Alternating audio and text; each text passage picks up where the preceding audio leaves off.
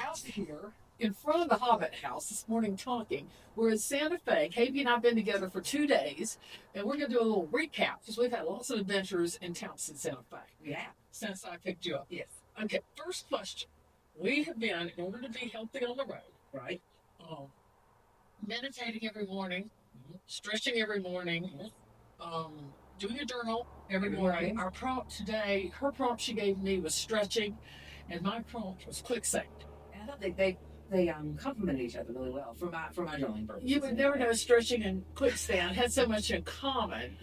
But anyway, we both had got really. Yesterday, your prompt was putting it down. Right. And what was my prompt? Rejuvenation? Replenishment. Yeah. Okay, so we just give each other a word or a phrase and write them. And then we've also been walking, which we do a lot in real life. Anyway, Well, then this is a real life. This is real life. Okay, sure. I've been to the Hobbit House. This is real life. I got my doubts, but she seems confident. Okay, here's my question. Okay. How much stuff do you think you can take with you on the road that you do to ritualize?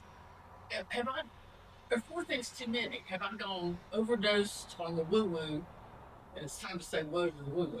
No, there's not that much woo-woo here. We're doing a guided meditation that's just a way to ground and comfort and, all those things. None of the woman sitting in front of the Hobbit House said there's not much woo-woo here. Well, again, Hobbit House aside, we're not bringing a lot of woo-woo. The woo-woo in the area is for sure real. But I don't think you're bringing a lot of woo-woo to this. The meditation and stretching and walking are physical activities that are just good for our bodies. Yeah. And what was the 4th one?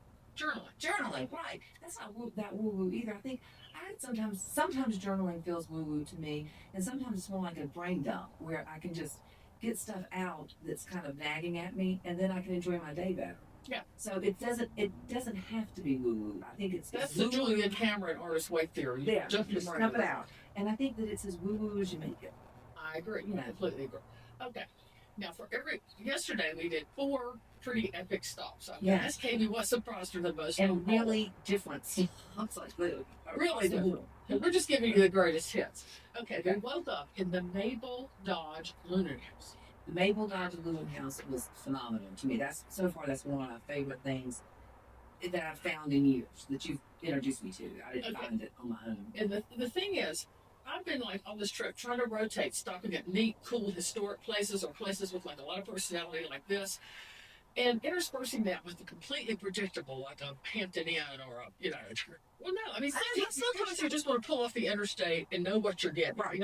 And sometimes you're like, I'm just going to, throw the dice on an Airbnb and just see. But I had been to the Mabel place twice. Right. So what surprised you the most about it? Because I was surprised at first of all, the size of it surprised me. I had a much smaller property pictured in my head for some reason. And it's just absolutely beautiful. I was surprised at how well they've maintained the artist colony feel, even though we're not in fact, I don't think there was a workshop or anything going on. Yeah, it's just travelers, and it was full. But that feel, but also they've retained the feel of the time, the era. Yeah, the 20s and 30s. It's very good. Really, and it's very immersive, but it wasn't oppressive. Yeah, I didn't feel like I was in a museum. It was very comfortable and comforting, and that surprised me. Yeah. We're still on East Coast time, so we're up at 6 here at the Mabel Dodge Luhan House in Taos. And it's so freaking cozy. This house was built in the 1920s by a socialite named Mabel Dodge Luhan. Here's Kabee coming with her tea. Who married a Taos man and moved out here. But because she had lived in New York, she knew everybody in the artistic world. So she brought out all these people. I mean, look at the ceilings. Just the New Mexico details are incredible. I mean, look at this cool door and all this pottery. But anyway, she knew all these people that were heavy in the artistic world.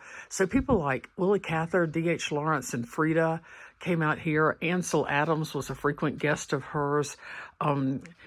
Georgia O'Keeffe. So she had all these musicians, visual artists, and writers that would come out here and stay for weeks or months at a time. She basically ran an artist colony. That was really, and I'm always surprised they have a labyrinth there, and their breakfasts are freaking phenomenal. It was one of the best breakfast buffets ever, seriously. Puts Hampton Inn to shame. No offense, That's a high bar to cross. Let me tell you. Okay, after that we went to the Taos Pueblo, which is a UNESCO World heritage site, and it's right there in Taos. And Taos is small, and compared to Santa Fe, which is very rich and very artsy and very la da da. And Taos is a little. I love Taos. Taos had an energy, didn't it? Yeah. It's a little more. It was really my speed of size and everything, because you could walk it. We noticed we did. Yeah, in about 10 minutes. I mean, it's just, but really, really cool, and the people were the nicest I've encountered with travel in a long time. Super nice people.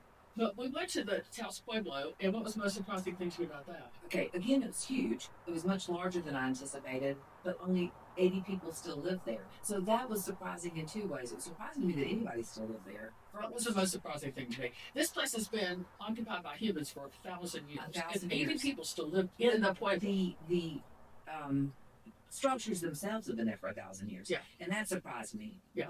But the 80 people still live there, and when I saw that it all appears to be maintained at about the same level, I was surprised that more didn't. You know, so Yeah. it was a double-edged thing with the size of the population. And that was a super cool thing to do. I was a little surprised that she bought a peace pipe. I did buy a peace pipe. It was so pretty. A major switch from Taos. We drove back to Santa Fe and ended up at the Modern Elder Academy. And I've been kind of low-key obsessed with this place for years since I heard about it. There's a location in Baja in Mexico, and then they just recently, last year, opened up one in Santa Fe. And the Modern Elder Academy is just what it sounds like. It was founded by a man named Chip Conley, who used to work for Airbnb, interestingly enough. That is interesting. I didn't know that. I mean, he used to be a major executive with them. But he basically, it's just what it sounds like, kind of how you become an elder now. What does it mean to be an elder in this environment? How do you interact with the modern technology? How do you stay relevant? How do you keep reinventing yourself through the course of your life? They bring in tons of people for workshops. And what was the most surprising thing to you about that? Because you knew nothing about that. I knew nothing about it. I dragged you there against your will. But it was a great stop for me, because I'm working on a program that I'll be presenting that is geared at helping people make changes into their next chapter of life easily, with peace and ease and all those things. And this is a place that's all they do. Yeah. That's all they do. And what surprised me about it was, one of the things that surprised me about it was the fullness of their days, and the fact that their program is built around isolation. Not isolation from each other, but isolation from everything else. So when they're there, it's an immersive experience. They're not kidding. Immersive. The people in those workshops are together from 7 in the morning until they go to bed at night for every function of Which their might be a little intense, because they're working on personal stuff. And I mean, it's called intensive for a reason. It is very intensive. And I can see how a lot of really powerful work gets done that way. So it was interesting to think, how would I function in that situation if I was in one of those workshops? Is it too intensive? Is it too intensive? Yeah. It's something to consider. But I was also surprised at the relative affordability of it. Well, let me tell you this. I was surprised by how posh it was. Yeah. A lot of these retreats are kind of Spartan, I mean, even the rooms, like in the Mabel House, it's pretty cot-like. It's pretty, just like you're here to do work. This place, I could have happily, I was trying to figure out where I could hide, that they wouldn't find me for a few days. It would have been pretty easy. It was beautiful. Lots of beautiful, and they have 2 campuses. Mm-hmm. So I think my story would I be, think I'm you on the walk wrong in between campus. them, they would not figure out you didn't belong there for some time. That little insider tip.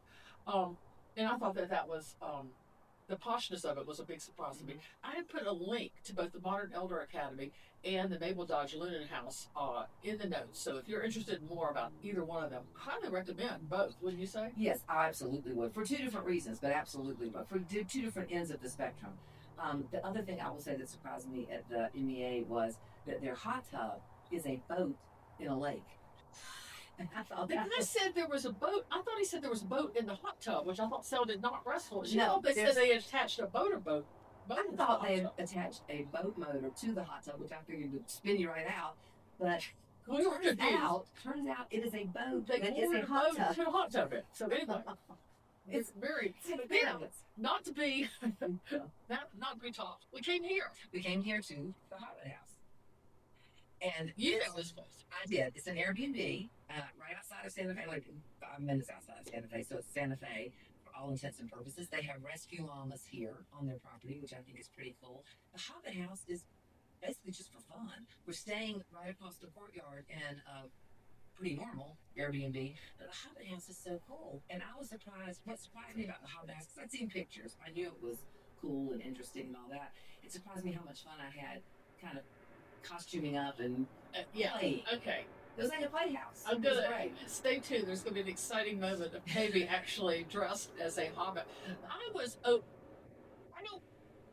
I don't agree with her that the normal house is that normal. Every detail of this thing, Middle Earth, probably yes, but they have really doubled down on Middle Earth. This place has got personality. It's so cool. It's so cool. Today we're going into Santa Fe. I'm going to try to sell some art. We're going to 10,000 Waves Spa, which is Japanese themed. We're going to one of the #1 sushi restaurants in the country, if not the world. Well, probably just in the country, because I'm sure that really was up Japan. I'm sure So anyway, we'll talk to you again tomorrow. Bye. Hey, I forgot to add the stretch videos, so here they are now. Every day on this part of the trip, Kabee and I are going to each share one stretch because it's so important to stay stretched out on the road. This is a hip stretch. I actually like it. You just cross your ankle over your knee. You're making a figure 4, and you lean back, you stick your butt back, and it really stretches out the side of your hip. Hold it for about 20 seconds, then switch sides. And what it does is, like right here, it gives you this total hip stretch. And if you've been in the car as much as I have, that's a great thing. Okay, Kabee's going to show us an upper body stretch. And I usually tell people my trainer showed me this, but actually I learned it on TikTok from a trainer, though. It was a trainer on TikTok. So we tend to spend a lot of time hunched forward, driving a car, working on a computer, reading, working at an office desk, whatever. So this is supposed to, and I really can feel the stretch, help stretch out that part of your back. Now you'll notice she's actually grabbing her ears with the opposite hand. It's suggested that you do this for 1 minute a day. Okay, and it stretches out your upper back, right? It really does. Like right here in your back, exactly. Which if that gets tight, you really get that roll forward, and none of us want that. None of us want that. And now the added bonus video that all of America is screaming for, Kabee as a hobbit. And here we are in the Hobbit bedroom, going up the glamorous Hobbit hall. And could there be an actual Hobbit approaching?